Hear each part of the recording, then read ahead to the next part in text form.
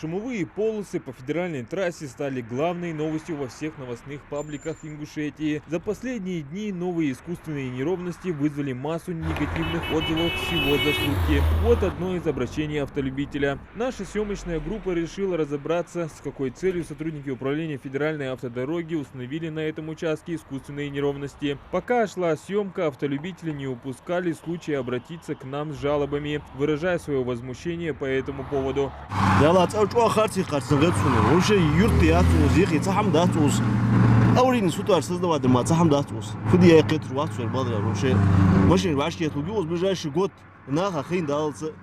федеральная трасса бир, ограждение жехка, двусторонняя, односторонняя, хабя, хос хабя богом бир, адло, дук аждадия. Но я населенный пункт халыч, жехки абсолютно необходимость халыч, полож адахка, аварийная ситуация создавая дук на тем более проезжающий на бит, тем более от селишка, ночечка, обовженных, бисен уасок, тем более резко, барги еще тормоз тух.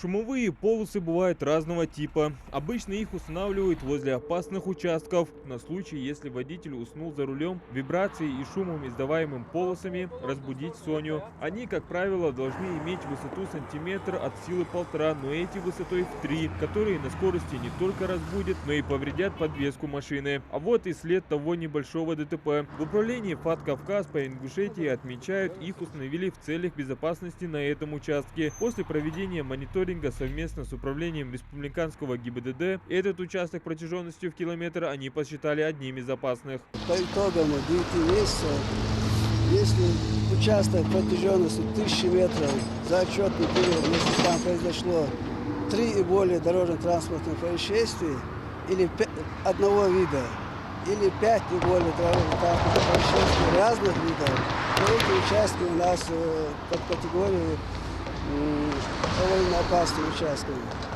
Ну, участки концентрации ДТП. Сколько произошло здесь ДТП? 3 ДТП, 6 раненых и 1 погибший на этом участке. А так, это прямой участок, здесь прямо 150 до 200 километров развивают скоростной режим и уходят с дороги.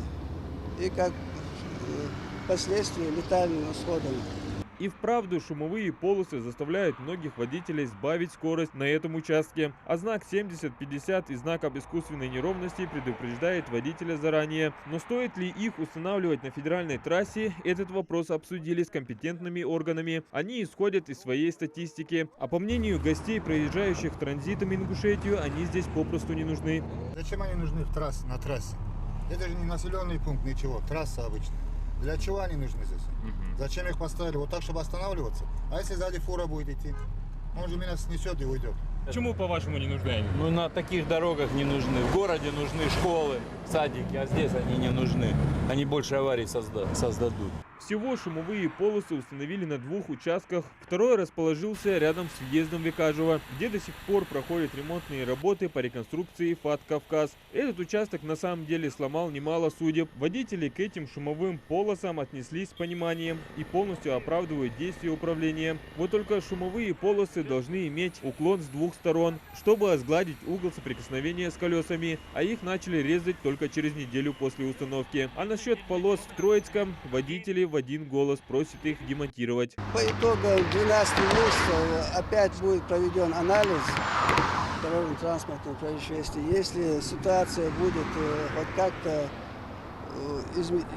будет в лучшую сторону изменения, тогда будет пересматривать решение. Большая просьба ко всем участникам дорожного движения и к жителям Республики Ингушетия проявить терпение. Все это делается на благо людей, чтобы люди здесь на этом участке не погибали.